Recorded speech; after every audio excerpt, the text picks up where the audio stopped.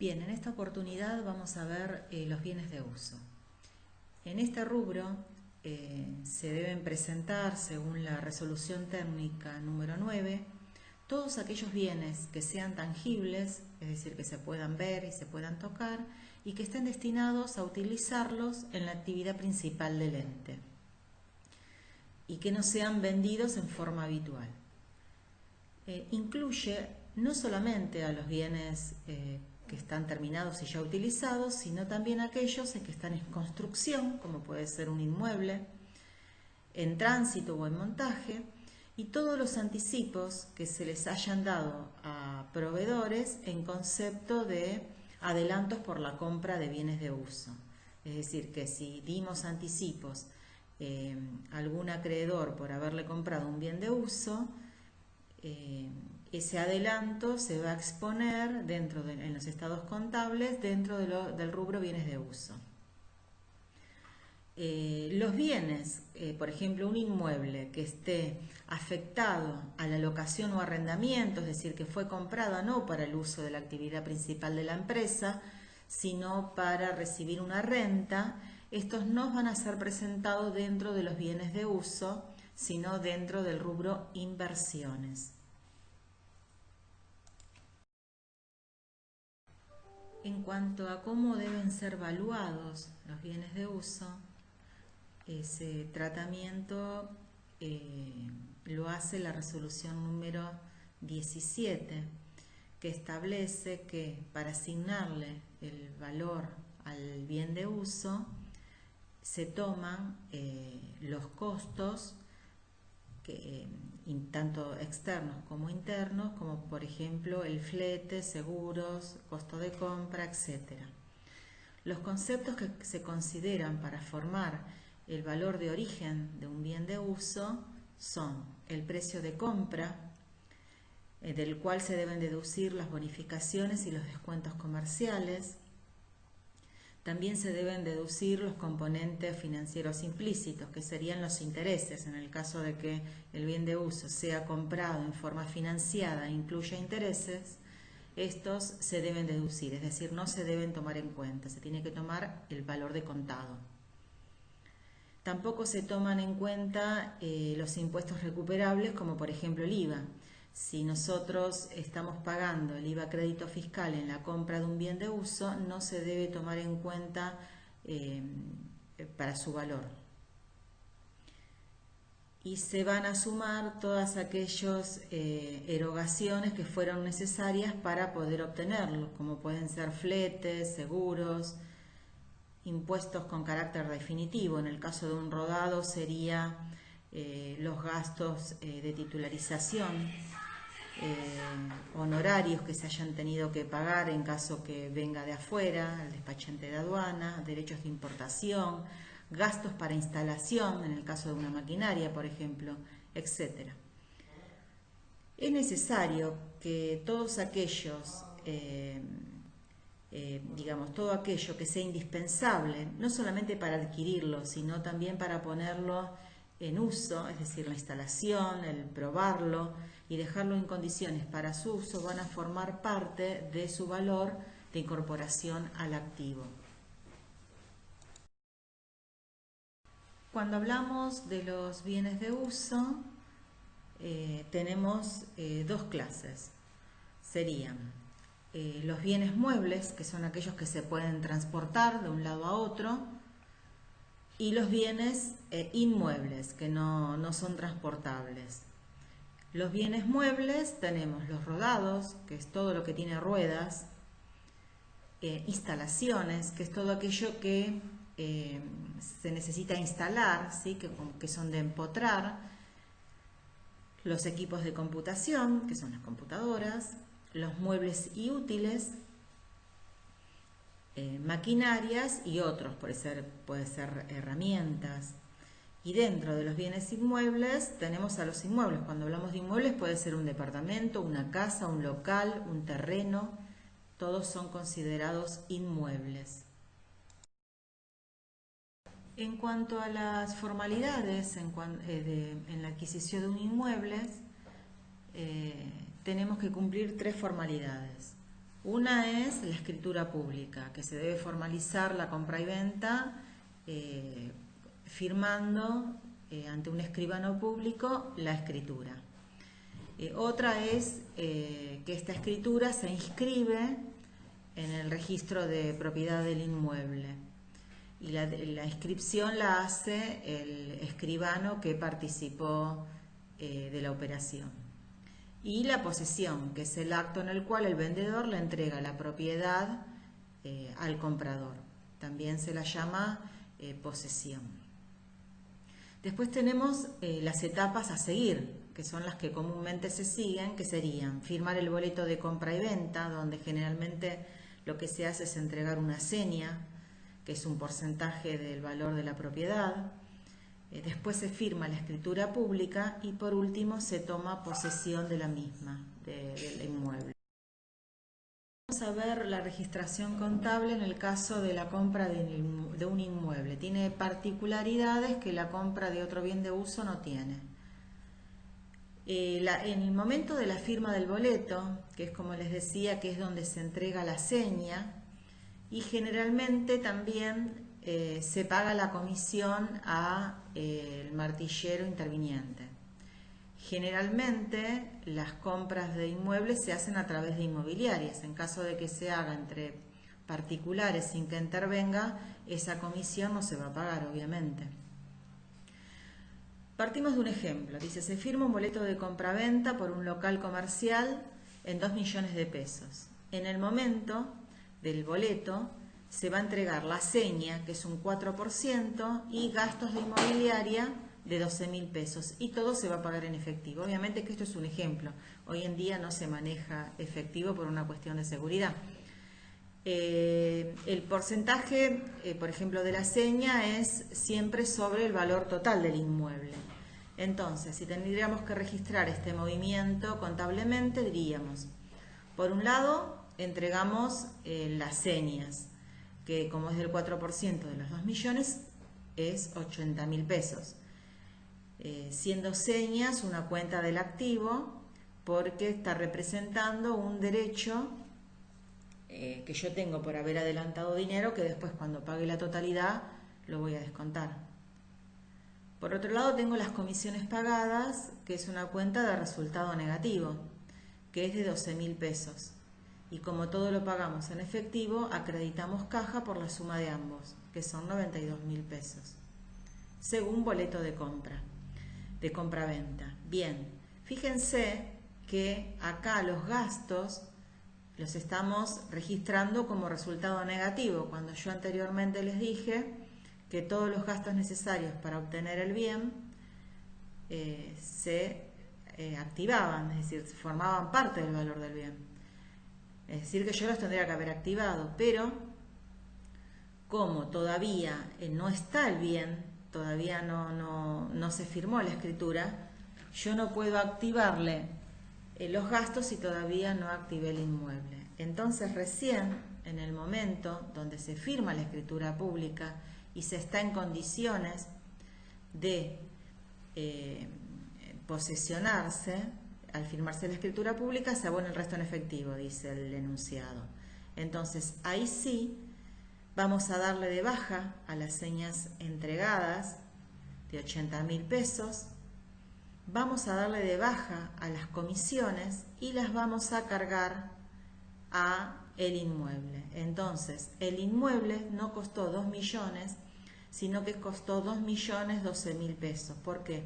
Porque le sumamos las comisiones pagadas, que fueron un gasto necesario para obtenerlo.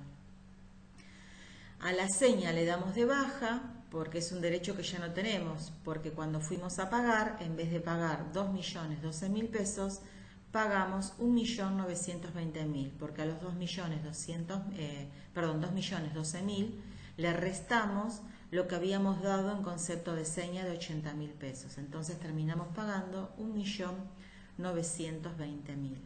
Esto es según escritura pública. Entonces acá están claros los dos momentos. El momento de la firma del boleto, donde se entrega una seña y se paga comisiones, en el caso de que intervenga una inmobiliaria, y el segundo paso, que es cuando se firma la escritura pública y recién ahí se activa el inmueble. Al activar el inmueble estamos en condiciones de cargarle las comisiones que fueron un gasto necesario para obtenerlos. Entonces le damos de baja las comisiones como resultado negativo porque ya están sumadas a los inmuebles. Así es el tratamiento contable en la compra de un inmueble, a diferencia de otros bienes de uso. Acá es porque, bueno, tienen la particularidad de estos dos momentos, del boleto de compra-venta y de la escritura pública. Ahora vamos a ver la registración contable de un bien mueble. No tiene la misma complejidad que tiene un bien inmueble, como vimos.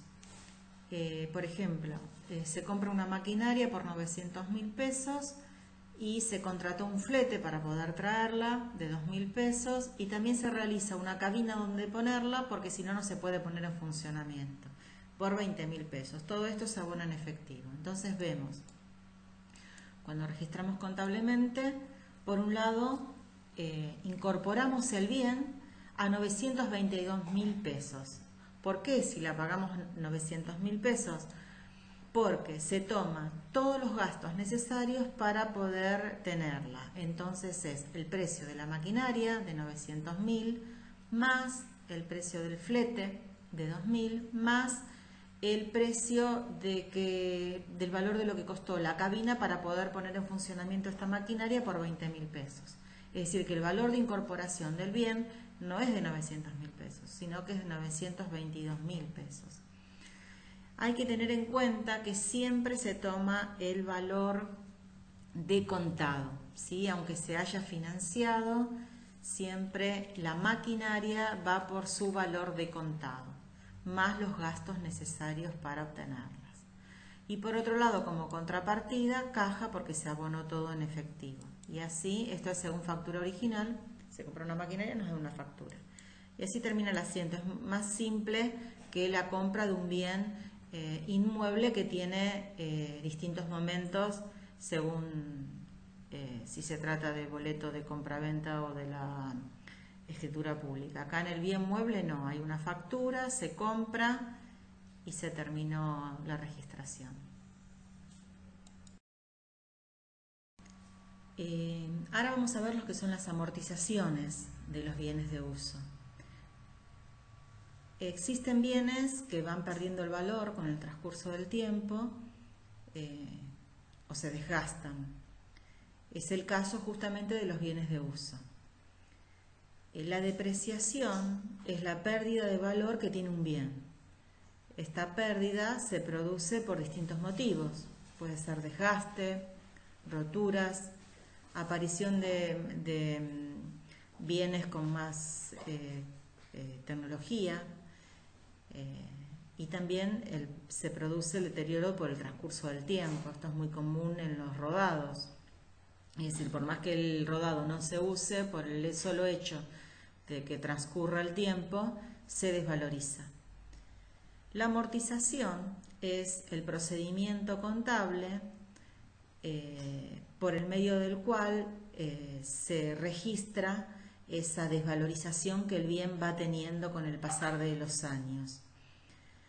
En la práctica, depreciación, amortización o desvalorización se usan como sinónimos. El porcentaje de amortización que tenga cada uno de los bienes de uso va a depender de la vida útil que tenga el bien.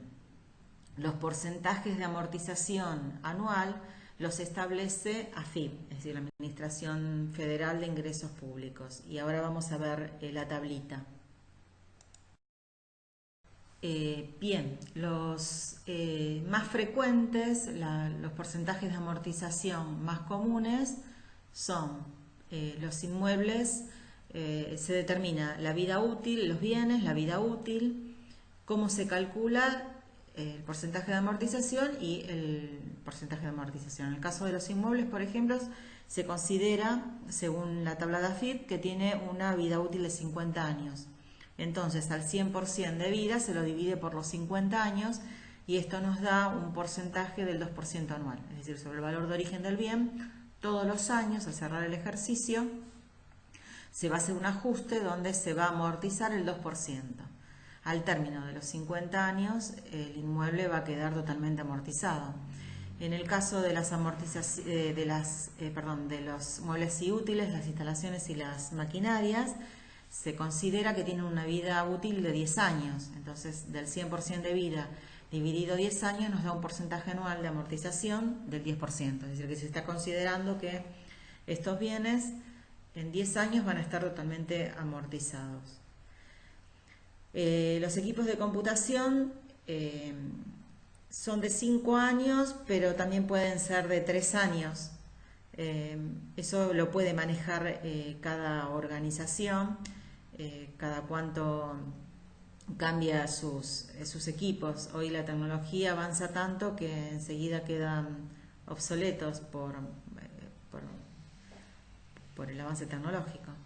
Entonces, en el caso de que sean 5 años, van a ser el 100% de vida útil dividido 5 o 3, y ahí va a dar el porcentaje. En caso que sean 5 es un 20%.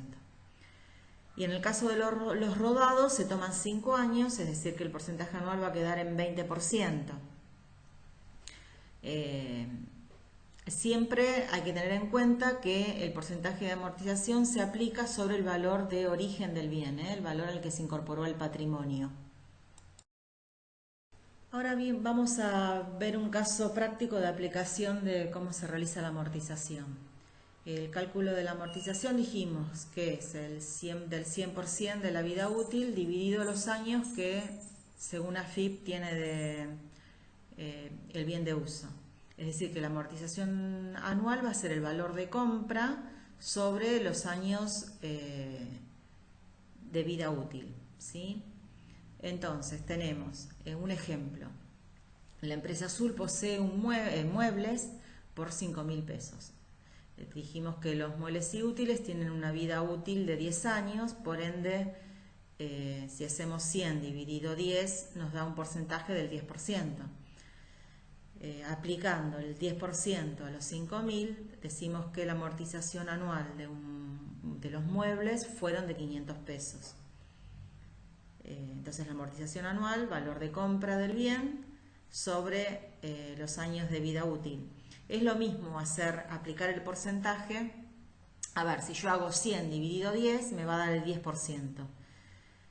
Y el 10% de 5.000 va a ser 500. Si yo hago los 5.000 dividido los 10 años, directamente también me va a dar 500 pesos, porque en definitiva lo que yo estoy haciendo es dividir el valor del bien dividido su vida útil. Entonces me va a dar cuánto se desgasta por año. Una vez que obtuve el valor de amortización anual, hacemos la registración contable. Entonces tenemos, por un lado, amortizaciones de bienes de uso, que es una cuenta de resultado negativo, que como los resultados negativos aumentan registrándolos en el debe. Y como contrapartida tenemos amortizaciones acumuladas de muebles y útiles, que es una cuenta regularizadora del activo por el mismo importe.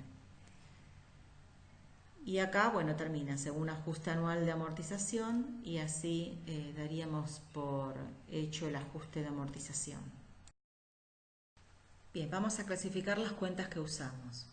Entonces, teníamos amortizaciones.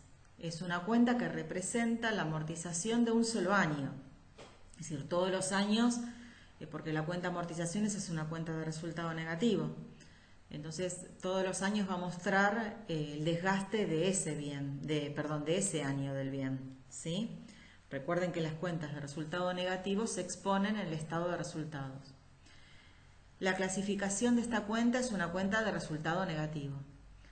¿Cuándo se va a debitar? Como hicimos recién en la diapositiva anterior, la debitamos cuando registramos el desgaste del bien, el desgaste anual. ¿Y cuándo se acredita? Como toda cuenta de resultado negativo, se va a acreditar en el asiento del final del ejercicio, el asiento de refundición de cuentas.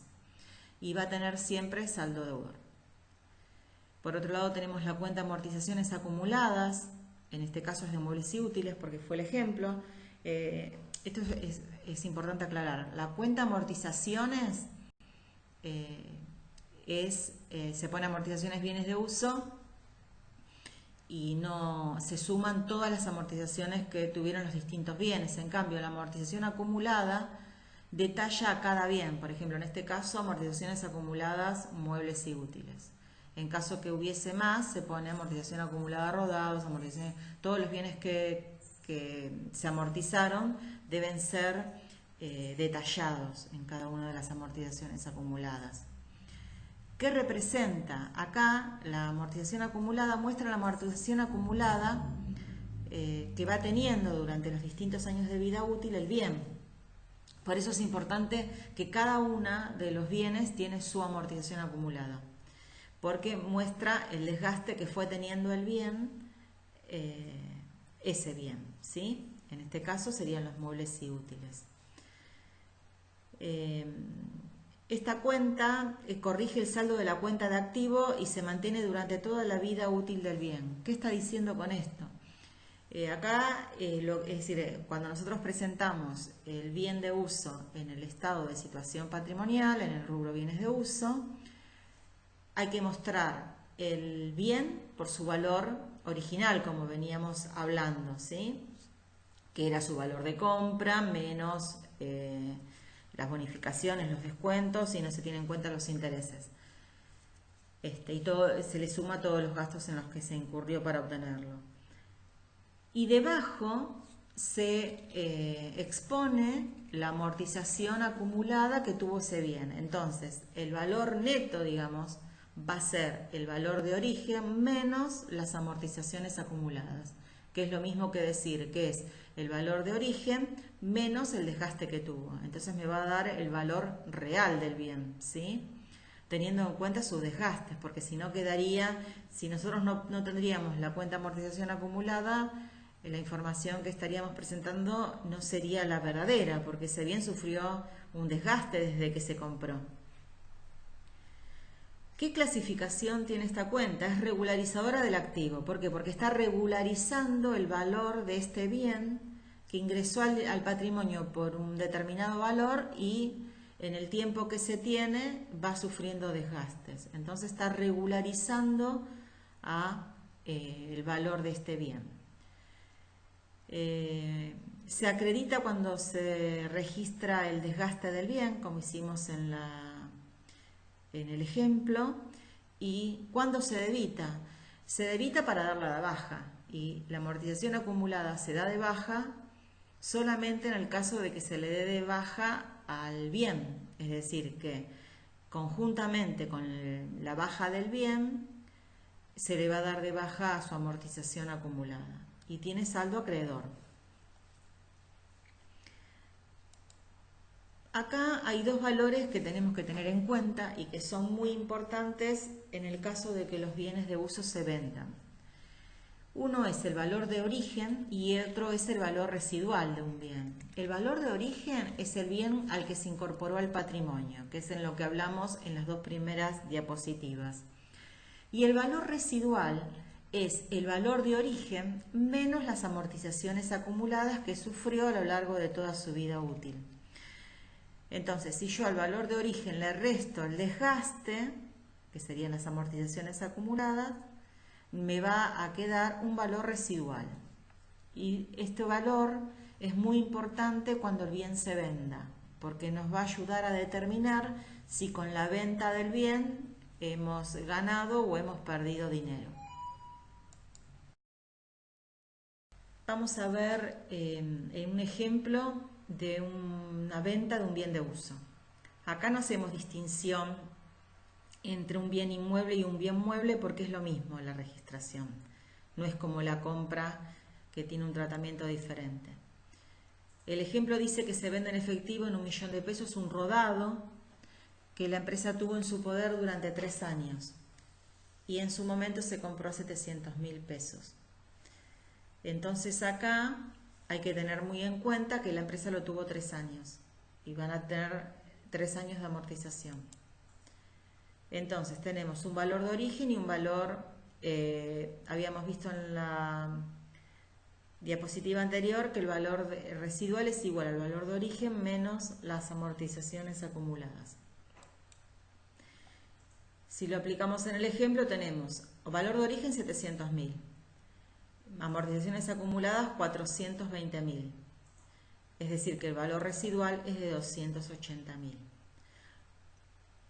Después tenemos el resultado por venta de bien de uso, que se calcula haciendo el valor de venta menos el valor residual. Si lo aplicamos en el ejemplo, tenemos el valor de venta es de 1.000.000 de pesos, es el valor al que lo estamos vendiendo. Y el valor menos 280.000 del valor residual, nos quedan 720.000 pesos, es el resultado de venta del bien de uso. ¿Por qué tenemos un resultado positivo de 720.000 pesos? Porque lo hemos vendido a 1.000.000 y hoy el bien, teniendo en cuenta sus desgastes, tiene un valor de 280.000 pesos. Es decir que si hacemos 1.000.000 menos 280.000, hemos ganado 720.000 pesos. Vamos a registrarlo contablemente.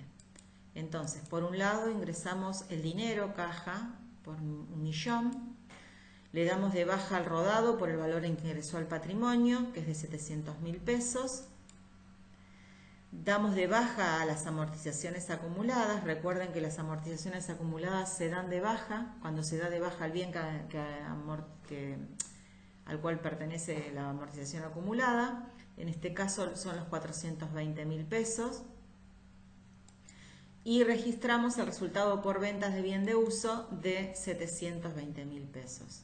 Y así terminamos con, según venta bien de uso, con el asiento. Acá, repito, tengan en cuenta las amortizaciones acumuladas, que los 420.000 pesos surgen de multiplicar los 140.000 de amortización anual multiplicado por 3, que fueron los años que la empresa tuvo al bien. Bien, y por último vamos a ver, en el caso de que un bien de uso tenga una mejora o una reparación, es decir, que van a ser salidas de dinero para aumentar la capacidad de servicio que tenga el bien de uso. Para considerarlo mejora y reparaciones, debe reunir ciertos requisitos, como por ejemplo aumentar el aumento del valor del bien, el aumento de la vida útil del bien, el aumento en cuanto a su productividad y en cuanto a que dé mayor eficiencia en la prestación de servicio. En la medida que un bien en el cual se destine dinero para mejorarlo y repararlo y se manifieste en alguno de estos puntos, estas erogaciones deben cargarse al valor de bien, es decir, que se deben activar. Esto se da en el caso, por ejemplo, de un inmueble, que si se amplía va a haber una mayor eficiencia en cuanto a prestar servicios, en cuanto a la productividad.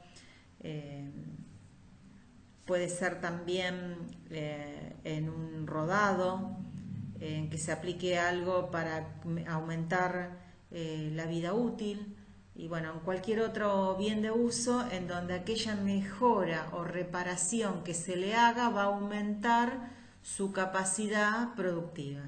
En ese caso, el tratamiento contable de esa mejora o esa reparación va a ser la de activarlo y no de tratarlo como un resultado negativo.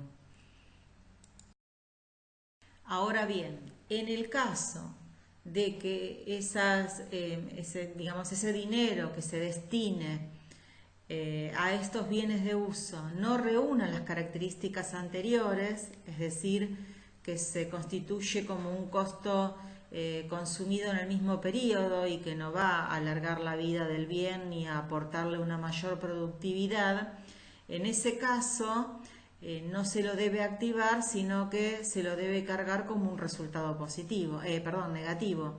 El caso, por ejemplo, de una maquinaria que se rompe y se la repara. En ese caso, la reparación no se trata como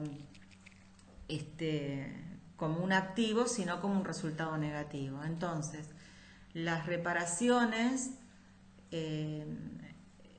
es decir, se pueden tratar en función a lo que produzcan en un resultado positivo o en un activo. Si va a aumentar la capacidad productiva del bien, se activa. Y si es una reparación que no va a aumentar su capacidad productiva, en ese caso se trata como un resultado negativo. Y hasta acá llegamos. Con esto cerramos y vimos lo que a bienes de uso se refiere. Espero que les haya servido.